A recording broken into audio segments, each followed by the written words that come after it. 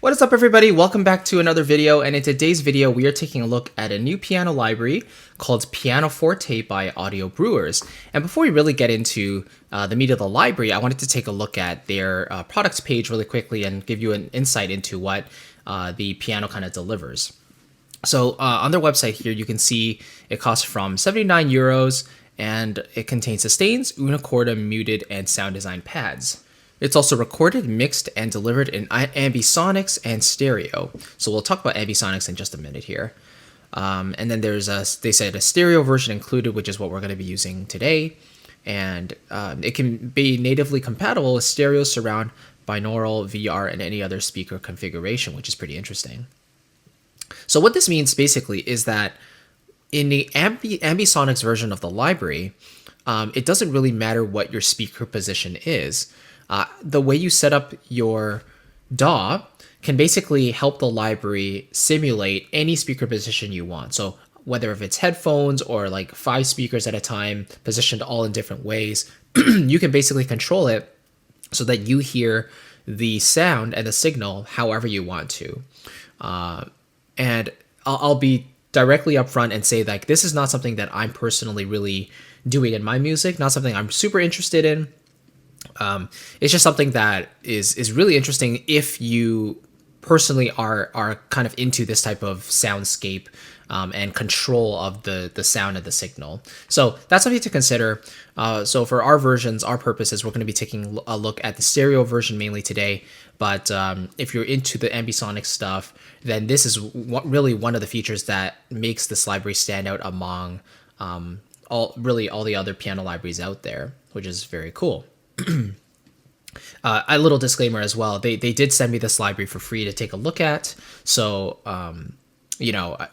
I'll basically be coming at it from the perspective of how a classical pianist or how a composer would use it in his everyday work. So I'm not gonna like pull a cover over and say like, okay, I know all about the ambisonic stuff because I'm just like, I have this library. No. I'm going to be upfront and say, like, I don't really use this type of stuff very much myself. It might change in the future, honestly, but at this current moment, I basically care about the sound, how it sounds in stereo, left and right, and that's pretty much it. I don't really care about too many sound design options myself. So you can kind of compare here what the differences between the stereo spread and the version and the ambisonics version. So we'll get into those kind of patches a little bit here. So let's dive in. Let's see what first of all the mixes sound like, and I'm going to kind of show you the folder structure of how it comes. So you get the Brewers Pianoforte patch or folder. You click in and you get ambisonics and stereo. So in this case, let's take a look at stereo.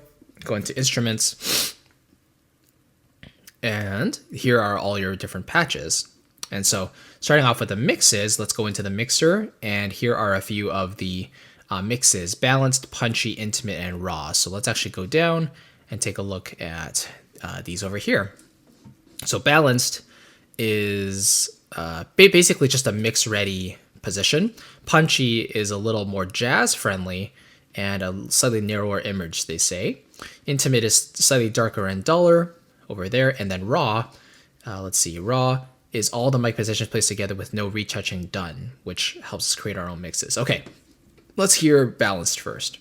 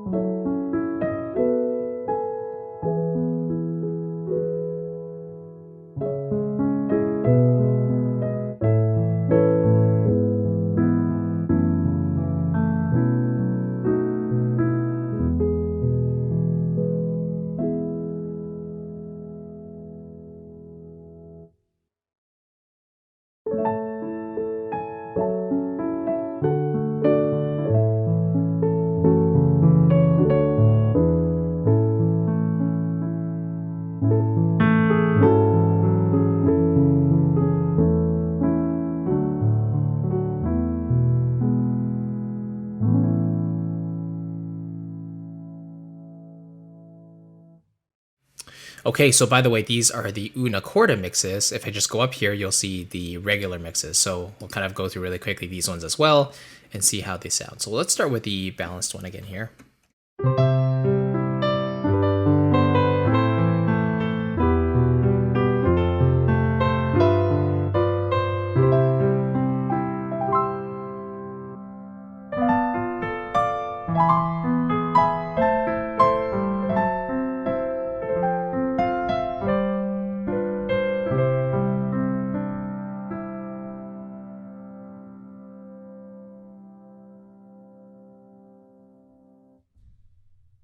So all I'm doing here is I'm making the curve a little bit more this way, which means that they will kind of err on the side of the softer touch, which I kind of like for pianos like this, which tend to be a little closer up and a little more intimate.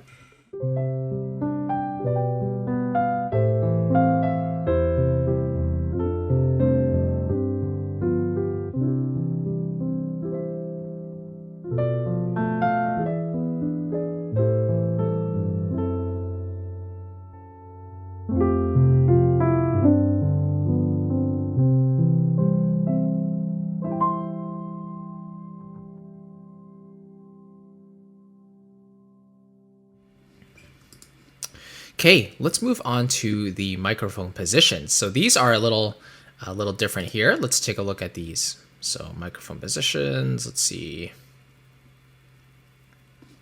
Comes with different microphone positions and mixes. So here's the mic positions here. So we have the ears, which is basically a stereo pair of microphones placed by each of the musician's ears. Soundboard is when they place it from the soundboard, of course. Very rich in harmonics and clarity. And then the frame mic position has the signal coming from the frame, and because it's closer to the attack, there's more attack. So let's try these out. Let's hear the raw first.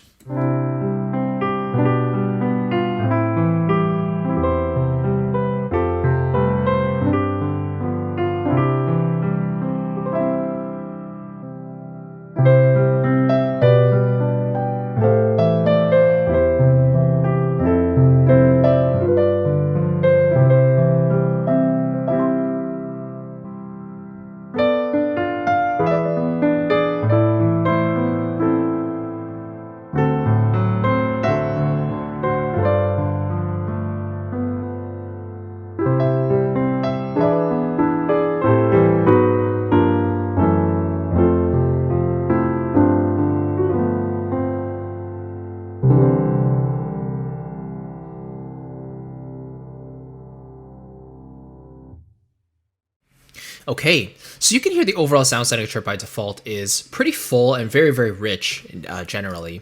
And they basically allow you control of these different elements of the keyboard sound, of the piano sound. So keystroke, sustain is the actual note sustaining, the attack and the pedal down, and then the pedal itself, that kind of up and down motion that you hear that as well. So that's really nice to have that flexibility to be able to control how much of piano sound is actually coming out. That already gives you some flexibility there. But moving on to the layered patches, essentially how this works is that they have the default sound, but you can actually send different elements here to specific layers and you get those effects as well. So what I've done here is I've added a reverb to the overall sound, and I've also I've basically taken the sustain and made it more reverberant. And then I've taken the attack reso here and I've added a bit of a 3-band EQ to it. So it sounds a bit like this.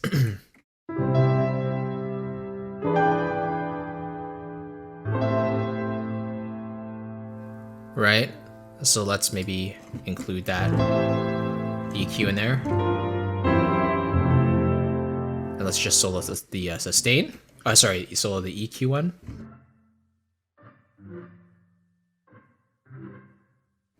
So very short and very attacky you can hear there, but let's just hear the sustained reverb.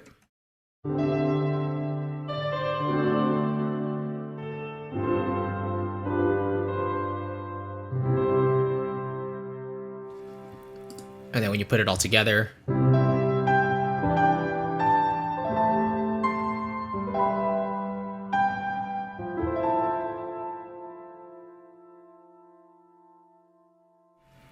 So you have some options there, which is really nice. But they basically give you these elements by default, and it's up to you how you want to send each one of these kind of elements of the piano sound to the different effects, and you have lots of different options here. So if we just take a quick look, let's see the different effects. Select. You have these filters. You have compressors, transients. You have distortion. You have delays and reverbs. So the nice basic, mix options you can apply to those specific elements of the keyboard sound. And then to finish things off, we have two pad patches. And I was a little bit confused at first because when I was playing it, I was like, it kind of just sounds like the normal piano. But then I realized when opening this elements over here that it's because these three are the regular piano sound, and these over here are kind of like those pad patches, right? So let's try a couple of examples and see how we can combine maybe some of the original sound with some pad-based effects.